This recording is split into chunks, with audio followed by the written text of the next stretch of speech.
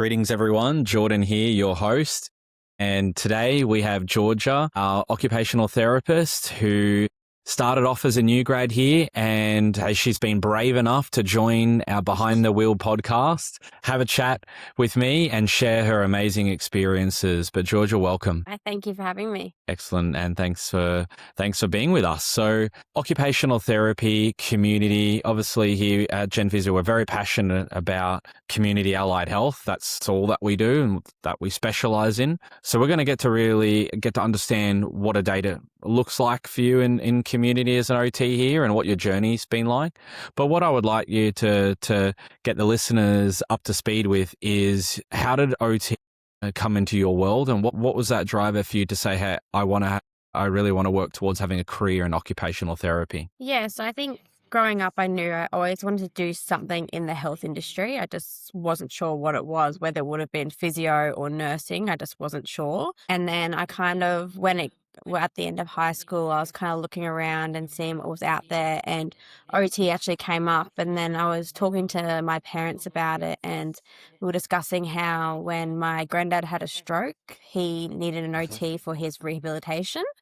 And actually, my sister, who has autism, needed an OT when she was younger for her the side of the emotional regulation and everything. Talking to them about that aspect of OT, it was really interesting to hear that, two people in the family needed an OT, but for completely different things. And I thought that was really interesting. So I did a bit more research into it, and I thought it looked really interesting and really fun. So I decided to apply for that at uni, and yeah, the rest is history. Great. So not only one, but two, I guess, experiences on a personal nature that crossed you.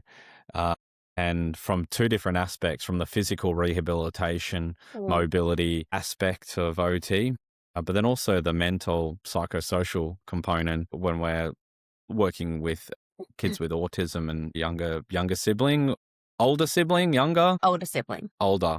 Yeah. So going through all of that. And did you see that OT intervention was playing a big part in their recovery? I can definitely, since I was younger, I obviously can't remember much of it, but when I started doing OT at uni, it all started kind of clicking. And I was kind of like, oh, okay, so that's what they were helping with. Oh, that's what they were doing. That's why we were doing that at home. And it made a lot more sense. And yeah, gave me a lot more background information. Great. Were you lucky enough to do any work experience in high school or get exposure to allied health or occupational therapy going through school? Not in high school. I just went straight into uni. But with the uni I went to, they did placements the first semester. So it was just an observational placement at the end of the first and second semester. And that was really good just to kind of observe and see what a day-to-day life is for an occupational therapist in two different settings. Yeah, great. Well, I guess you had two solid experiences where you said, this is it. This is where I want to go, which is fantastic. So fast forward on getting through university successfully, acquiring all the key skills to make quality impacts to your clients within your space as an OT. What drew you to community and GenPhysio in particular as starting out your journey as a graduate OT? Yeah, so I think in uni, I got to do quite a few different types of placements. So I did a private practice, a hospital, but I was also able to do a community for my last placement, for my longest one. And so Lucky. that really, it really opened me up to see what it's actually like in the community. And honestly, I didn't think I would like the idea of it, but once I was in it, I wasn't leaving it. I started like that too. Don't worry. Yeah. I think we all do.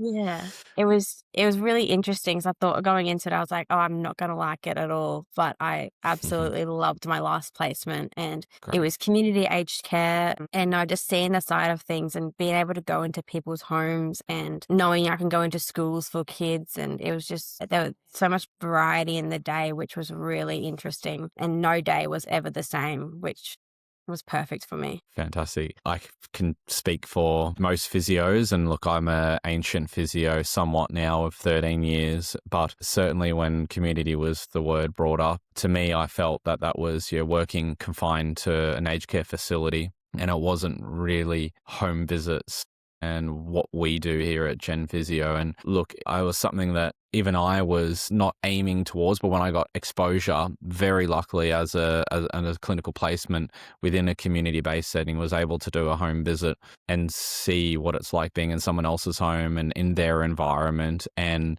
as a clinician, or at least a student clinician, I felt that I could be a better clinician because I'm in the client's home, that I can see what they're working with. It made it, I'd say, easier for me Mm. to use the environments around them to visualize, being a visual learner, on what are the challenges does the client have? Can they show you? You can see it yourself, and then construct a really good program around how we're going to apply interventions to meet their goals. And I just felt, yeah, this was for me. So I it's great to hear that from a different discipline, being OT, that, sharing a similar experience around, you're not quite sure if community is for you, but getting that exposure, which you're lucky most don't. And this is, I guess, part of the podcast, is sharing, I guess, insights from what community's like, and having a go in our space, and know that it's actually, once you get that exposure and jump in, it's something that you, hopefully anyway, you don't want to leave. And Yeah. that's because it only gets better. Could you share with us maybe your experience to hospital and then community, and what you liked about community versus, say, what you don't get in the hospital setting? Yeah, I think with like similar to what you said, like the hospital, it was kind of very rigid in thinking, I found. And I just found that also when Mm, the clients are in hospital, they can't go anywhere. And most likely they don't really want to be there. So they're not very happy. And even though you're trying to help them, they're still just, it's not where they want to be. It's not their own place. It's completely different. Whereas when you're in the community, you're going to their own home, their safe space where they're comfortable. It's like their own space that they want to show you around. They're happy to be there and they don't want to leave. And so they're more happy for you to be there to help them out in any way possible. And also, you're right in the way like you're building more autonomy. And I find that you can build a lot more rapport with the client in the community. Whereas in the hospital, it's kind of get in, get out in a way. Whereas in the community, mm, I really value building that connection with the client, finding out more about them, their mm. past, their history, and what's going on in their life, and also telling them a bit about my life as well, so we can build that connection and build that trust. Trust is key, right? Yeah. Trust and rapport. To get rapport, you need to have trust. Absolutely. And I guess with the hospital setting, as you mentioned, that chop and change, obviously the number one goal of the hospital is to discharge the client as fast as possible, in a safe manner, of course. But, sharing, building those, I guess, alliances, or that trust, or that bond with your client, to know they're going to be discharged next week or the following week, is where the challenge can get in the way of, the system. Whereas, yeah, in Yeah. community, I know we've got clinicians or OTs who've been here with us for over 5 years with the same clients, and doing incredible things with their clients, and being with them over that journey. It's something that definitely is an advantage that we have with that longer term care model, rather than that higher frequent turnover model, and it has its own challenges. Yeah, 100%. Great. So, new graduate coming over to GenPhysio as an OT, what was something that you quite liked about our program, and how you were able to transition into being a community OT, being your first full-time job as a clinician? Yeah. I think for me, obviously being in the community, there obviously is a fear of being isolated and being by yourself off straight off the bat, but that didn't happen at all. I think Right. we at the start of the new grad program, we were doing several meetings one-on-one and in group situation group scenarios, going over the different processes and everything that we needed to know about Gen Physio, but also about the NDIS and aged care, everything that we needed to know about report writing, and also just building up nice and slowly. So doing all the behind the scenes admin stuff first, and then slowly building up a caseload with clients was really, really Great. helpful. Because obviously coming out of uni, you don't know everything. You just you're still learning. It's a I completely still new, don't know everything, tell you, and yeah. I've Like been doing this you're for a while, so in a don't whole worry. different environment. So It was really good just to have that nice slow build up and be face to face for those first few weeks, and then going off in the community and still doing check-ins online. That was really the highlight for me, because I never felt like I was alone, which was obviously a fear, but never ever felt like I was alone. And I don't feel like I'm alone to this day, because I can always have someone to message, or if we need to meet up for coffee and face-to-face meetings, Mm. that's always an option. So yeah, that was what really stood out to me. So the structure of onboarding and having the not intensive, but a clear onboarding program in particularly the Mm. first 2 weeks, no clients for our new grads, getting the shadowing, getting the manual handling training, being able to connect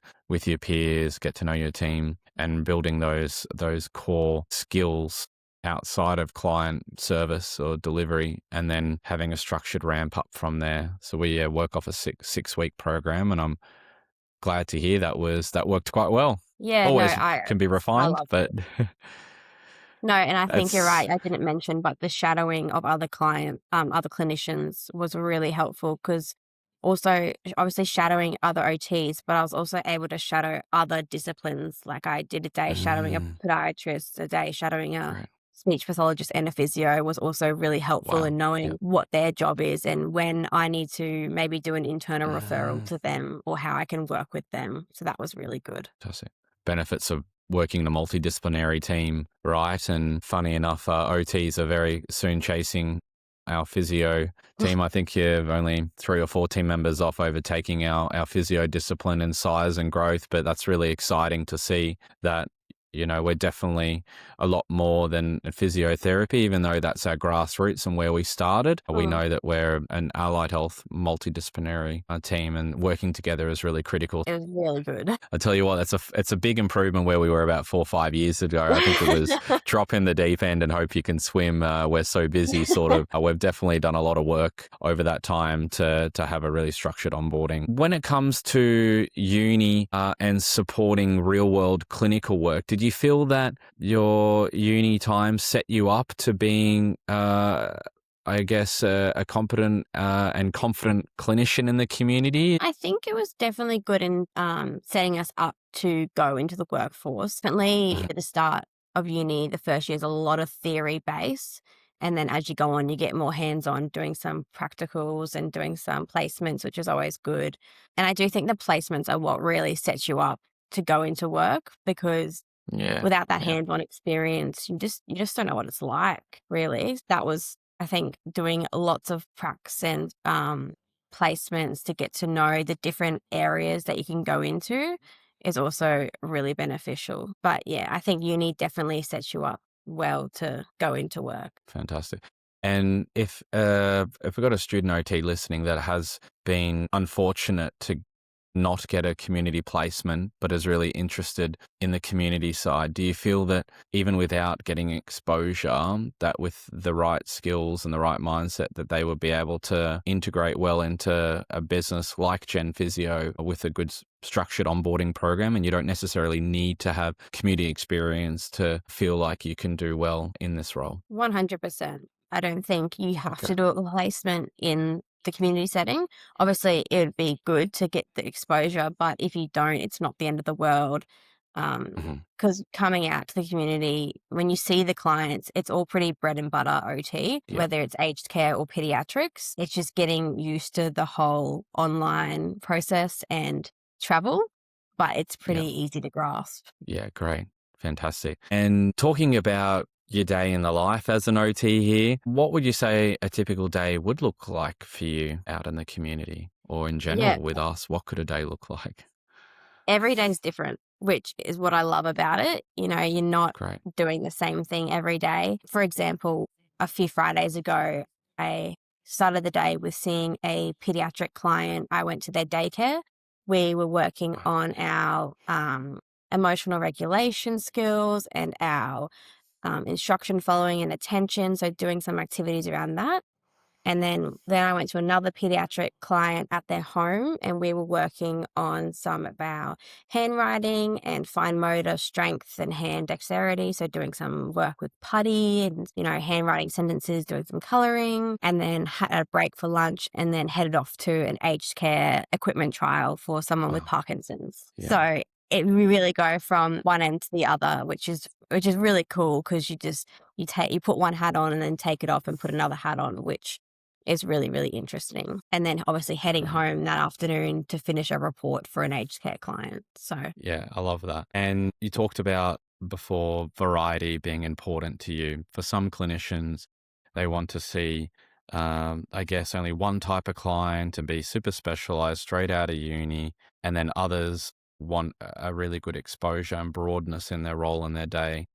Do you feel that having that variety is an advantage to you and is something that attracted to you being a community OT, and why? absolutely. I think the variety, especially coming out of uni, because like I said, when you come out of uni, you're still learning everything. So it's good to have that variety and learn more about all different aspects of OT, not just going straight into the specialty. Because I feel like I'm building my skills in all different areas. When years to come, I might specialize in something specific, but currently I'm really enjoying dipping my toe into the different areas of OT. While I do find that I lean a bit more towards the pediatric side, I still like that I have that opportunity to complete some sessions with aged care clients and do some equipment Right. trials and some home modifications. Fantastic.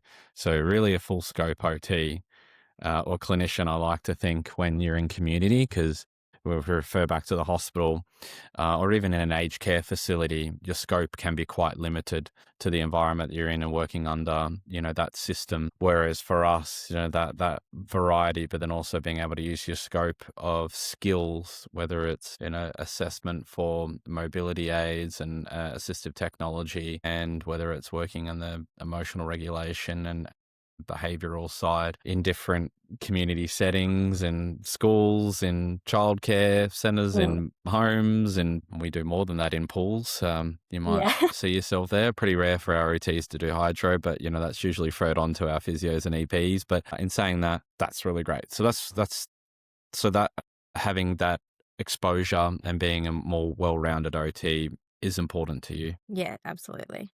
Great. Well, you're in the right place, which is Yeah. good. And anyone else interested in community, you heard it. You heard it from Georgia. So, going to your clients and your day to day, have you got a standout moment for you where you achieved a big milestone, or you had a really rewarding moment with a client that you were able to use your skills and knowledge as an OT to impact somebody's life positively? And could you take us through what that looked like? Yeah, I think when looking at memorable moments, it's the ones that stand out are always with the kids. But one that really stands out for me was one of my first clients. One of his goals was to build his fine motor skills, and one to extend on that was to actually be able to tie his shoelaces. He just Mhm. couldn't do it. He was still using Velcro, and everyone else at school had gone on to laces, which made him quite upset. A few of the kids Mhm. had made comments. So he really Mm. wanted to learn how to tie his shoelaces. So I said, all right, that's the goal for the end of the year. We'll get Yep. there. So yeah, just doing our fine motor activities in our session. So doing some putty to build that hand strength, some activities with some just laces and some holes to work on that fine motor precision and coordination. And then doing some sessions just practicing actually tying our shoelaces. We Mhm. started off by making some visuals to try and see if that would help, but that didn't help for him. And then we ended up finding out that he really learnt better with some verbal prompts. So he would say to himself out loud the steps of tying his shoelaces, and he would come up with the prompts that he would like to use, and we'd write them down so he would remember how to tie his shoelaces and what to say when he was doing it. And so he was practicing. And then I remember one day coming in to our session, and he just had this big smile on his face and said, I really need to show you something. I was like, oh, what? And he said, come sit down. And he just took his shoes off. He untied his shoelaces, and then he tied them, and he just looked at me with this big smile on his face. And it was a moment that I'll never forget, because he was so excited, and mum was really happy. He was so There you excited go. that mum had bought him these shoes to wear to school, and he was going to be just Uh, like every other kid at school. and how powerful is that? You've worked on his fine motor skills and his hand dexterity and the coordination, and he's effectively been able to tie his shoelaces, but the psychological impacts of that about feeling part of a community, accepted and being like other, and that's almost, yeah, that's very powerful. Yeah, And I'm sure that would have been a very rewarding moment for you. yeah. Well done. It was it was something I'll never forget. You'll get plenty more moments like that too. I mean, all different ranges. So fantastic. Uh, okay, great. Uh, a challenging moment. So a moment that you felt that you had to really take a step back and go, what am I going to do here? And you had to really think about how I'm going to overcome this. I think it was more at the start of like my OT journey was when I was still learning about how to communicate with all different stakeholders. Obviously, when my caseload was Mm, building, so many more people to be sending emails to and sending calling and mm, everything, and trying keeping track of that was really difficult. And at a point, I was just kind of like, "What do I do?" Kind of stuck. But after a few little tears, I stopped myself and said, all right, let's just hold up.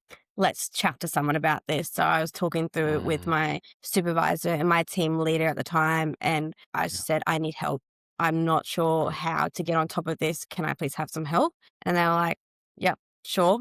Absolutely. That's what we're here for. And so we just Great. took some time out of my diary in the day and just went through it and organized when I was going to call these people, who I needed to call, and then put in certain notes in weeks' times to go in and check on things if they hadn't gotten back to me in time. So that was one that happened at the start of my journey, and it's really stuck with me because I was like, okay, anytime I feel like I haven't got on top of things, I just kind of stop myself, go to my calendar and put in notes to say, all right, you need to follow this up. Let's put on a note 4 weeks' time to follow it up again, or so and so. So time management, just planning out your day and your week has been Yep. quite helpful to just get on top of some of the noise that can come through as well. And you're a case manager as well as an OT, as that's just part and parcel being a community clinician. So yeah, appreciate you sharing that, and also not being fearful of asking for help. You seem like somebody's, you know, going to have a crack at it and try and solve it yourself, which I think is important. You should. But there is a point in time when you go, okay, I feel like I'm getting a bit swamped here. And if I try and tackle this on my own, it's not, it's not going well. Yeah. Have gotten better at asking for help sooner rather than later. Great. Have you had a chance to lean on client services and use the info at GenPhysio email to have them chase up approvals and requests for you? Because that's something that we've only just rolled out that that we're really letting you guys know that there's a whole admin service that we have here to help you with your day to day. Yeah, I've definitely got to get a bit better at that, but I do Mm-hmm. use them for my like SOSs. That's been really Okay. helpful having them send that out and Okay. chase those ones up because it just takes the load off my back. So that's good. Yeah, of course. Well, yeah, know that you've got that admin team on standby as a virtual support for you too. Yeah, we want to create that help from all different angles because at the end of the day, we want you to be able to use your skills to treat clients. We measure that by appointments in the week, and the more appointments that you deliver, whether they're face to face or in a support activity, report writing sense, that's helping somebody with their own health goals, whether directly, indirectly. And so we want to take away that noise, give you the right support structures so you can be the best clinician you can be and ultimately help more people. Yeah. Fantastic. Okay, beyond the job, something personal. What would be something that we might not know about you? So a secret talent, hobby outside of work? I don't really have many secret talents, but I wish I did. But probably something Okay. that people don't know about me is that I love to play sport, especially netball. I started Yeah. playing when I was 8 years old, and I still play to this day. Haven't stopped since. Fantastic. Netball. Great. No massive injuries, I hope, on the knees at least. The knees are pretty gone, but that's okay. No Well, you massive got youth on injury. your side, so I think you got a few years left in you. Okay, so love your netball. Been playing since you're 8 years old and Yep. loving it. great. Yeah. Last one on this is, how do you switch off and recharge after a busy week? After a busy week, yeah, I love What do you going like on a to do? nice long walk. I love doing that just to kind Mm, of de-stress and just walk it out kind of. But if it's like raining outside or I just don't have that energy, I love finishing the week with a nice good book. what kind of book are you into? Uh, Any Classic. I'm no, you're the into like romantic novels. yeah, Of I'm a course. romance So novel is my girl. wife. Yeah. Yeah. Loves We'll it. probably read the same. Yep. Yep. Oh, good. Yeah. You wouldn't want my books are boring, all business, corporate, Yeah. leadership. No, they are good. I do enjoy them. But yeah, if I, I made a choice where if I'm going to read a book, how's it going to improve how I operate as a leader in the business? But it isn't proper downtime. So I've had to figure out gym and ice bars and saunas and yeah, but books definitely for a novel and story. Yeah, it is a great way to wind down. Put you to sleep though. Read two Yeah. pages and I'm passing out, but you got to tactically do it before you're too tired. Thanks, Georgia, for sharing. We got up to our last part, which is the quick fire round. So we're going to punch through that now.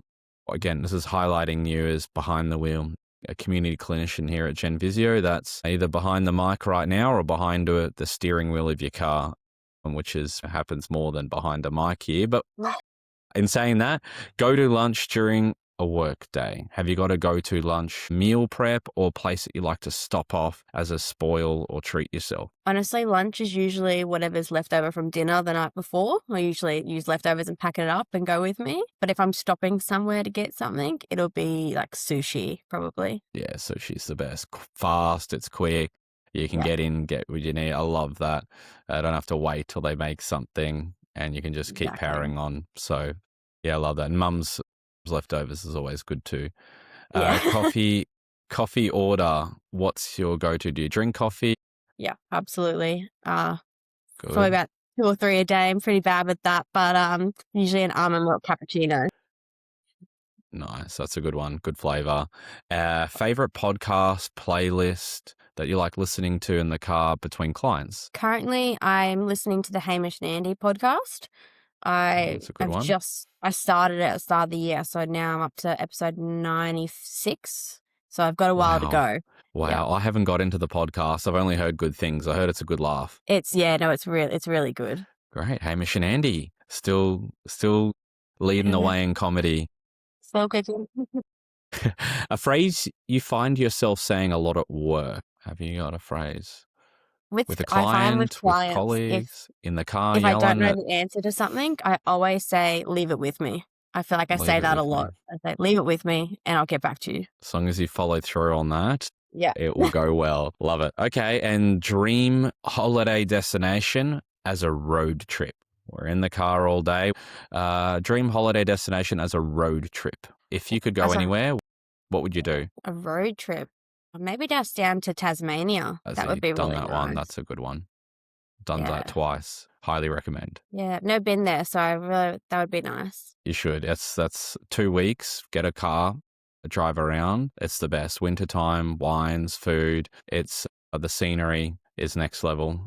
Great. Closing. So coming up to the end now of our pod. What would be, you say, one final piece of advice you'd give a new grad OT starting at GenPhysio? What would be advice you would give them to help them transition into the workforce here as a community OT? I would say don't be afraid that you don't know everything, and also don't be afraid to try new things and get things wrong.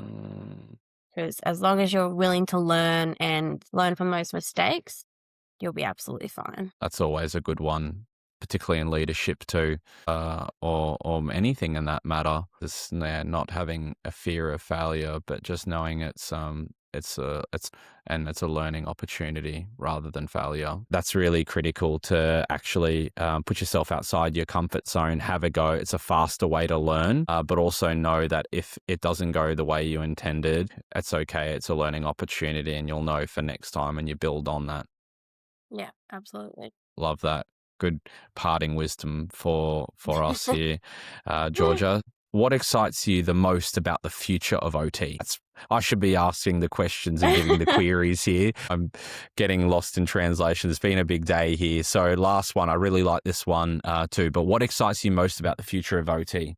I think honestly, just to build my skills a little bit more in certain areas. Like I was looking forward to doing a few more things in the pediatric setting, learning more about different strategies to do with emotional regulation and learning a lot more about like the sensory processing. I'm really interested to learn more about that across the years. Well, you'll find that obviously that's a massive space in our world, and those tools that you can get from that education and training and development you'll be able to apply absolutely to your clients. So great.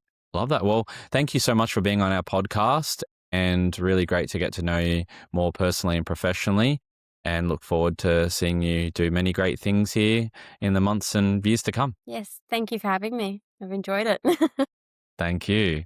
Me too. All right. Bye for now, everybody.